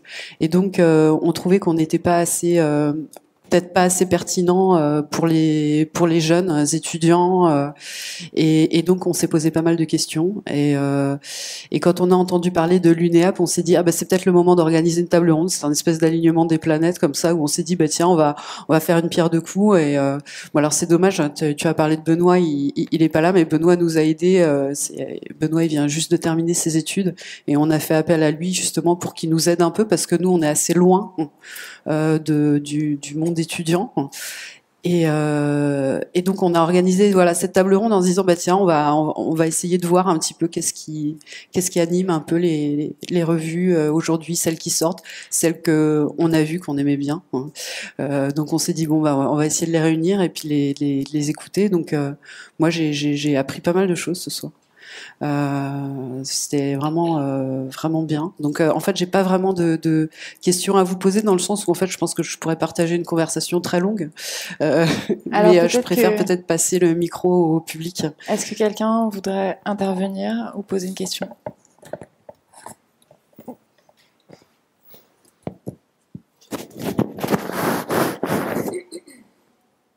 Je ne sais pas s'il faut porter le masque, pardon. Je suis navrée si je pose une question que vous auriez évoquée avant que j'arrive. J'étais très en retard. Vous avez un rythme de diffusion que vous vous êtes fixé, parce qu'il y a cette contrainte aussi de la régularité, donc sur le contenu, sur les finances aussi. Si j'ai bien suivi, on essaye tous d'être annuels, sauf vous. Oui, si aussi. Non, on essaye d'être annuel aussi. Mais je crois que le mot essayer. Bisannuel, puisqu'on a un hors série et un. Non, donc on est. Une grande audace. Mais du coup, c'est vraiment tenté de tenir le truc. En fait, je pense que on est tous indépendants. Et je pense que c'est ça aussi, c'est nous le mettre à bord, et c'est assez pas forcément évident en fait de suivre, de réussir à maintenir tout ça, quoi. Je pense qu'il faut dire que les 2 dernières années n'ont pas été particulièrement aisées pour justement mener un peu ces projets-là en termes de temporalité, en tout cas de diffusion, de production. Donc c'est difficile de se baser sur ces 2 dernières années pour voir à peu près comment ça se passe. Comme l'a dit Polygone tout à l'heure, c'est aussi le confinement. Nous, parce que nous c'était une idée, comme je l'ai dit au début, nous c'était une revue web et on avait beaucoup échangé, on se croisait assez régulièrement pour faire mûrir le projet. Et en fait, le confinement, du coup, boum, tant de cerveaux disponibles. Et en fait, ça nous a, nous personnellement, ça nous a lancé vraiment le. Oui, non, je pense que pour la conception, c'est sûr. Pour la production, c'est beaucoup plus compliqué. Ouais. Oui. Et je trouve qu'il y a aussi la complexité d'être un projet multi-auteur, ce qu'on disait tout à l'heure. Donc au final, je pense que on assume totalement les retards. Les 6 mois de décalage à chaque fois, parce que finalement on les sort tous les 1 an et demi. Je pense que c'est totalement de notre faute. Néanmoins, on est aussi quand on dit il y a 35 contributions, mais parfois même au sein d'une équipe, ils sont 3 ou 4. Donc en fait, un simple décalage dans la chaîne, en fait, et c'est même jusqu'à l'impression, jusqu'à la commande de papier, avec les... Bon, c'est pas très intéressant de parler de ça, mais avec le prix du papier qui a explosé. En fait, même on pourrait parler d'économie du projet. Mais c'est à la fin, si on compte tous les intervenants, je pense qu'on est presque à peut-être 60. Et en fait, ça peut aller vite, les décalages. Ouais, Léa. Non, juste pour rajouter un mot là-dessus aussi, je pense qu'on s'est, alors je sais pas si c'est l'avantage d'être une revue entre guillemets non professionnelle ou bénévole, qui est une initiative personnelle entre amis, on a envie de faire ça, on pense que c'est important, il y a un moteur personnel très fort derrière ça, mais c'est aussi la liberté à ce stade en tout cas, il n'y a pas de modèle économique réellement derrière, on n'en dépend pas financièrement, on travaille à côté, et donc c'est aussi la liberté de s'affranchir des contraintes un peu temporelles. Donc même si on essaie de tenir ce rythme, c'est important pour les lecteurs, pour nous. Finalement, c'est aussi, je trouve que c'est aussi un soulagement parfois de se dire, en fait, si ça sort 3 ou 6 mois plus tard, c'est pas grave. Et le moteur du projet reste quand même le plaisir et la volonté personnelle de se sentir à l'initiative d'un projet qui compte. Donc c'est la liberté peut-être que ce soit pas nos métiers. Donc vous n'avez pas d'abonnés. Pardon ? Vous n'avez pas d'abonnés, c'est pour comprendre, c'est vraiment... Si. Alors on a des abonnés, on compte sur leur bienveillance. Voilà. Alors effectivement...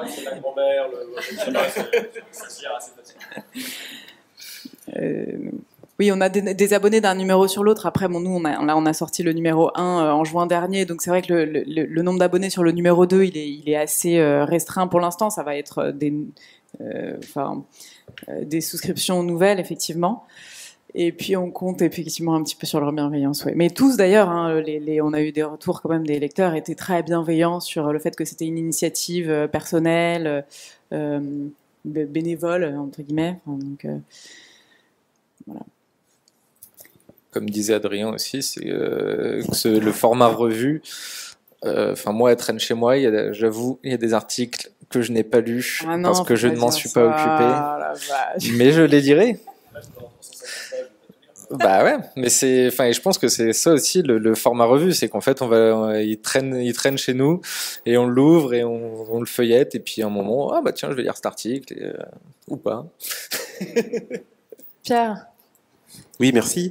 Bravo à tous ces projets de revue, c'est super enthousiasmant et j'en connais un certain nombre que je connaissais pas Exercice ni Women Cave, même si je connaissais Chloé.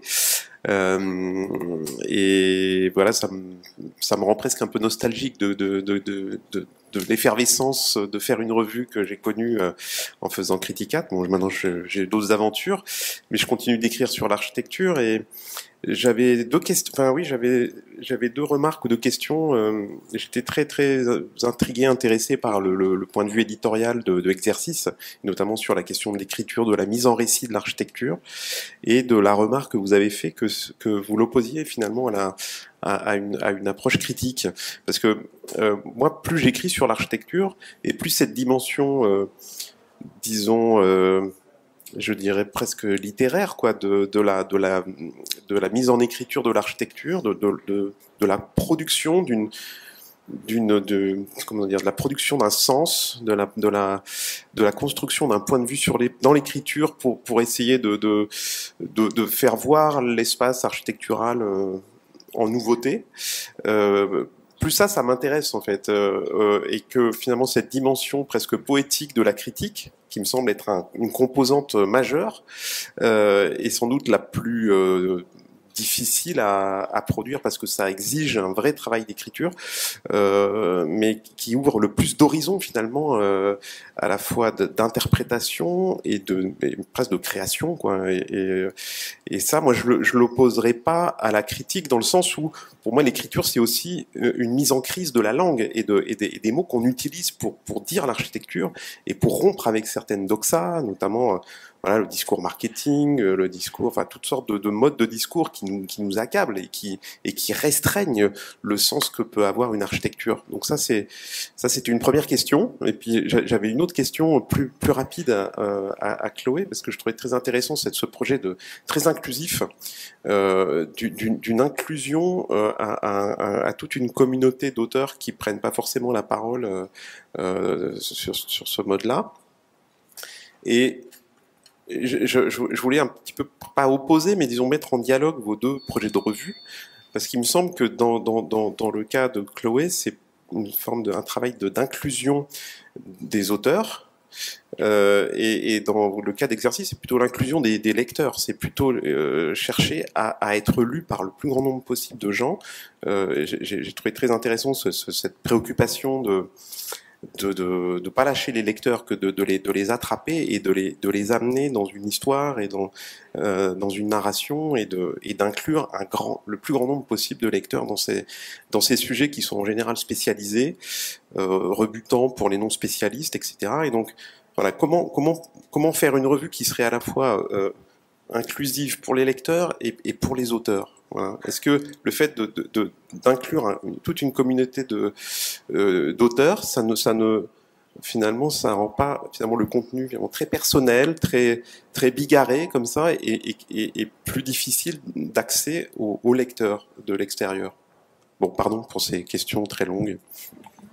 Sachant qu'on me fait signe qu'on doit s'arrêter dans 5 minutes, mais on a 5 minutes pour répondre, pour vous laisser un petit peu de temps après pour échanger autour de la table de derrière.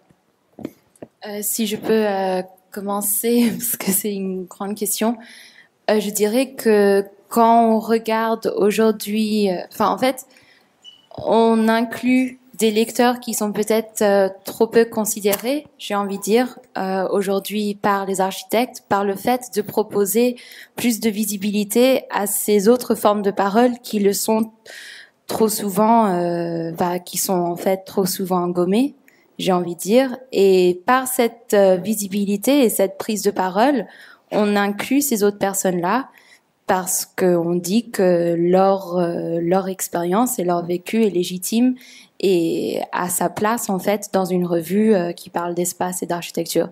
Et moi, en tant que femme architecte en école d'architecture, j'ai jamais entendu parler de féminisme, et je trouve ça très malheureux. Et je pense que c'est important d'en parler, et je pense que moi, il y a plein de lecteurs et de lectrices qui sont venus vers nous et qui ont dit, mais oh mon Dieu, en fait, j'ai jamais pensé que l'architecture pouvait me considérer, moi, personne en transition, où je pensais pas que le cruising ou le voguing, c'était aussi une question d'architecture. Et en parlant de ces choses-là, on inclut ces personnes-là, et ces lecteurs et lectrices deviennent par la suite contributeurs et contributrices. Et c'est un projet commun. Et en fait, on s'en fiche en fait si on en vend 1000 ou 700. Nous, ce qui nous intéresse, c'est cet échange vraiment plus intime avec les personnes, et on change l'espace de la ville de cette manière, d'une façon plus intime peut-être, mais qui nous marque plus. C'est vraiment intéressant comme échange parce qu'en fait, nous, c'est une discussion qu'on a eue la semaine dernière parce qu'on n'était pas d'accord sur une proposition d'article qui nous avait été faite où on trouvait le sujet extrêmement intéressant et important, mais on se disait que ou en tout cas, enfin certains de nous se disaient que la revue était pas forcément le meilleur support pour cette parole-là. Et donc, je trouve évidemment remarquable le travail que tu fais. Et donc, nous, on s'inscrit pas du tout en opposition à ça.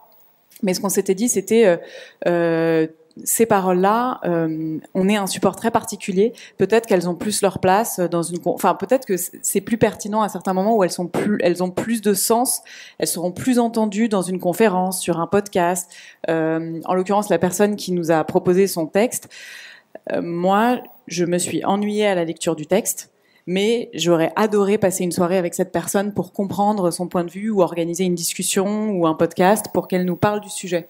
Donc ça revient à le format revue, formate quand même un peu le type de contribution qu'on peut recevoir. En tout cas, moi c'était une position que je défendais.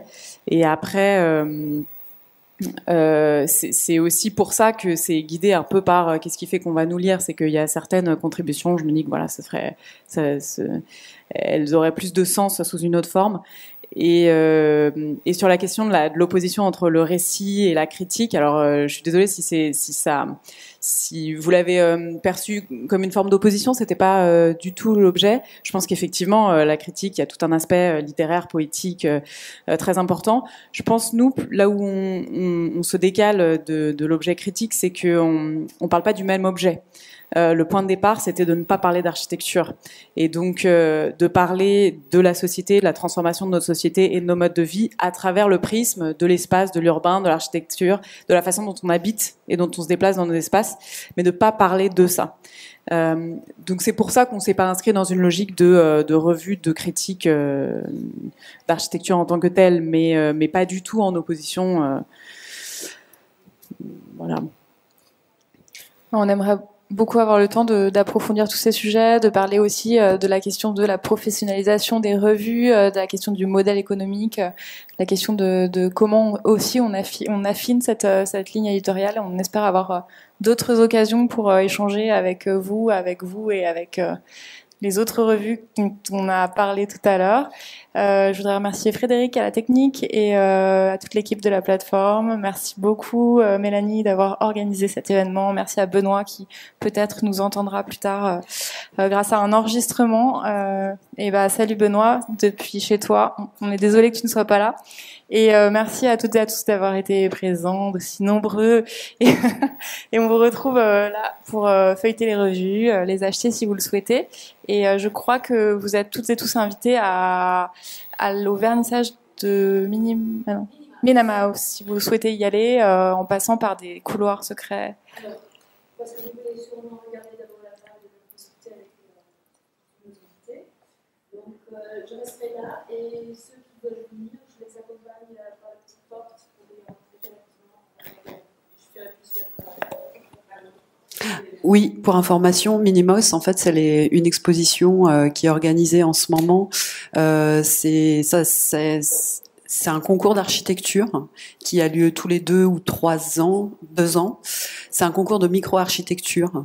J'imagine que vous le connaissez tous, plus ou moins. En tout cas, voilà. Donc là, ce sont les résultats des concours avec des maquettes. Une échelle 1 et d'autres qui sont des maquettes. Et la thématique était sur l'eau aussi.